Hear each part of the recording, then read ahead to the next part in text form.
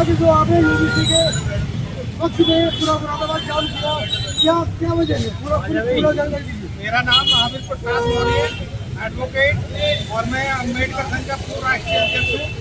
आज यूजीसी के समर्थन में पूरे मंडल मुरादाबाद से जितने भी सामाजिक संगठन है SC OBC के, सभी ने एक सुर में आवाज उठाई है और यूजीसी के जो नियम है उनको लागू कराने के लिए सरकार से मांग करी है और जिलाधिकारी के माध्यम से महामहिम राष्ट्रपति महोदय को ये ज्ञापन सौंपा गया है। और जैसा कि आप जानते हैं कि पहले केवल 13% लोगों को वोट का अधिकार था, बाकी देश की पूरी जनता वोट से वंचित थी।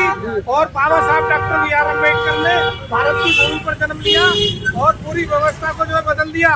और पहले रानी के पेट से राजा पैदा होता था, लेकिन बाबा साहब ने वो सब व्यवस्था बंद कर दी। आज जो है मत पेटी से राजा पैदा होता है। और ये सुप्रीम कोर्ट को कब तक रोएंगे आप? भविष्य क्या बना रहे हैं बताइए। इतना लंबा समय नहीं, हम आपसे क्या लेंगे 2 घंटे का। हमें ये बताइए वर्तमान की क्या स्थिति आपके समाज की? वर्तमान की स्थिति ये है कि सुप्रीम कोर्ट ने स्टे करके हम लोगों को जगा दिया। SC OBC एक प्लेटफार्म पर आ गया। हम सुप्रीम कोर्ट का ये शुक्रिया अदा कर रहे हैं कि उन्होंने चाहे गलत ही आदेश पास करा, लेकिन हमें जगा दिया, क्योंकि उनकी जो है मन में खोट थी और भविष्य में भी रहेगी। ये अंग्रेज भी कह गए कि ब्राह्मण का जो चरित्र है वो न्यायिक चरित्र नहीं है, इसलिए जुडिशरी ने पहले से ही बहुत गलत आदेश जारी करे हैं और ये आदेश भी गलत है, ये तथ्यों के आधार पर नहीं है। अब आपने भी कोई पिटीशन डाली है? पिटीशन डालने से काम नहीं चलेगा, क्योंकि वही लोग बैठे हुए हैं वहाँ पे जो लोग हमारे विरोधी हैं। उन लोगों को व्यवस्था परिवर्तन कराया जाएगा, कॉलेजियम सिस्टम को खत्म कराया जाएगा और न्यायिक नियुक्ति आयोग बनेगा। जज जो है परीक्षा देके बनेगा, ऐसा नहीं कि अपने सगे संबंधियों की प्रमोट कर दिया और उनको भेज दिया। ये व्यवस्था खत्म करानी होगी। जनता जाग रही है। पहले जो है हाई कोर्ट सुप्रीम कोर्ट के खिलाफ कोई बोलता नहीं था, लेकिन अब जनता जागरूक हो रही है और सुप्रीम कोर्ट हाई कोर्ट से जो निर्णय गलत आ रहे हैं उन पर जनता बोल रही है। मुट्ठी भर लोग टुकड़ों में बटे हुए हो। मुट्ठी भर नहीं है, मुट्ठी भर इन्होंने कर रखे हैं। और यही दिक्कत है ना, यही दिक्कत है कि OBC को यूजीसी ने हमारे साथ जोड़ दिया और जो है केंद्र सरकार और सुप्रीम कोर्ट ये सब परेशान हो गए कि अब तो 85-15 का जो नारा था, इसके लिए तो धन्यवाद देना चाहिए। हाँ, मैं धन्यवाद दे रहा हूँ, सुप्रीम कोर्ट का धन्यवाद दे रहा हूँ। और सुप्रीम कोर्ट ने बहुत अच्छा करा, हमें जगा दिया।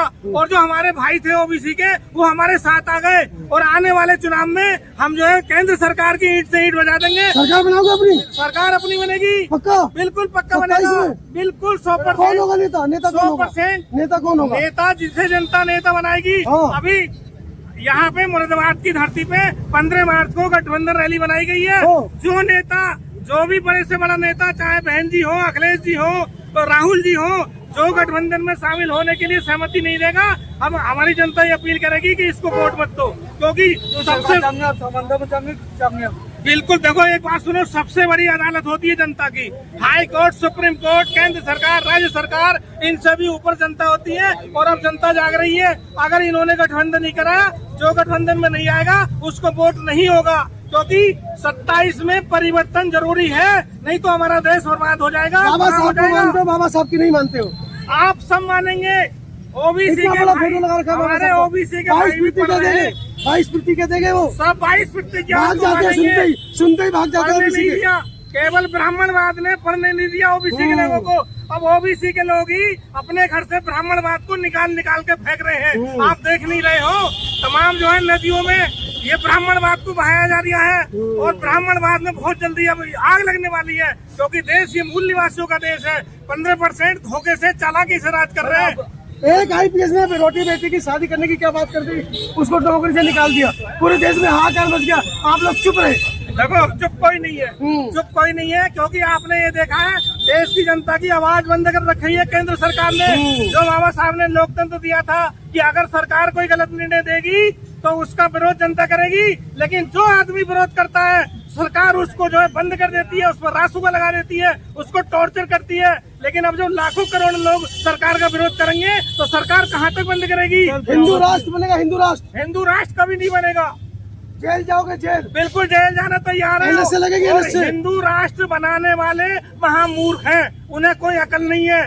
हमारे योगी मोदी महामूर्ख जो भी है, मैं कह रहा हूँ, चाहे देश का प्रधानमंत्री भी उसमें आता हो, वो भी जो है मूर्ख की श्रेणी में आ जाएगा अगर हिंदू राष्ट्र पहले की से बात लगेगी करेगा। पक्का तुम्हारे ऊपर। मेरी बात हिंदू सुन लो। राष्ट्र नहीं बनने दे रहे हो। संविधान में हिंदू राष्ट्र की कहीं गुंजाइश नहीं है। अब तो बनेगा। ये तो जनता को भड़का रहे हिंदू हैं। प्रधानमंत्री है। नहीं, कोई नहीं बनेगा। यहाँ का देश का नागरिक हम बनेगा। यहाँ के मूल निवासी यहाँ के हैं। मूल निवासी है। देश हमारा है और जितने भी ब्राह्मण समझदार हैं वो हमारे साथ हैं।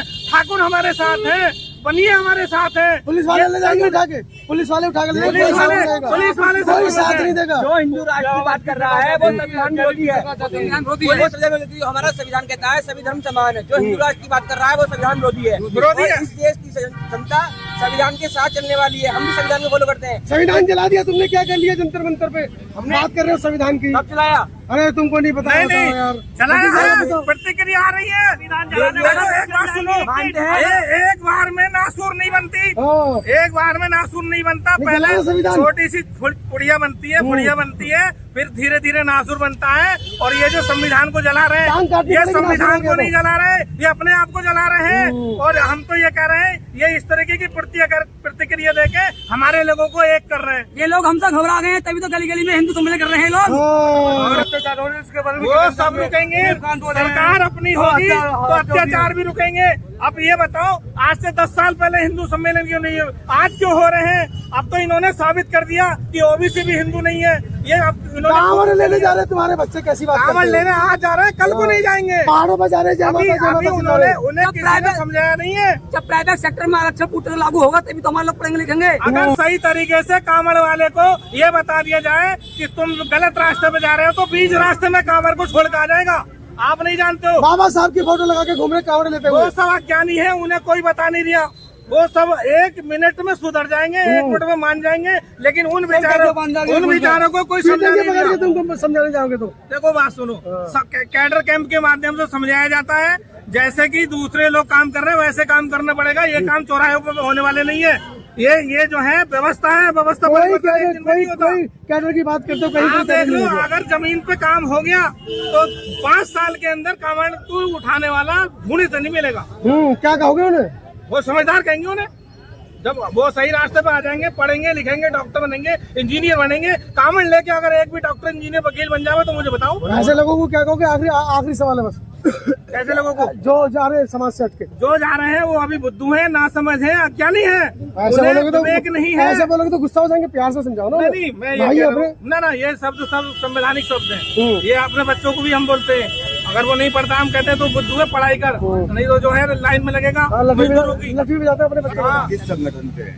मेरा नाम चंदन सिंह रजात है और अभी हाल ही में ओबीसी SC ST संयुक्त मोर्चा यहाँ बना है, जिसके जितने भी संगठनों के अध्यक्ष हैं, अलग अलग जिला सैनिक सभा, प्रजापति समाज समिति, कस्तर सुराज समिति और अम्बेडकर आदिवासी वाल्मीकि धर्म समाज, स्थानीय निकाय कर्मचारी संघ में तमाम संगठनों ने मिलकर एक SC ST OBC संयुक्त मोर्चा बनाया है। किन मुद्दों को लेकर ये मुख्य मुद्दा हमारा यूजीसी को लेकर था, जो कि अभी हाल ही में सुप्रीम कोर्ट के आदेश पर एक कमेटी बनी थी, जिसमें ये बताया गया था कि पहले अनुसूचित जाति छात्राओं के साथ और ओबीसी के छात्र छात्राओं के साथ पहले एक घटना होती थी।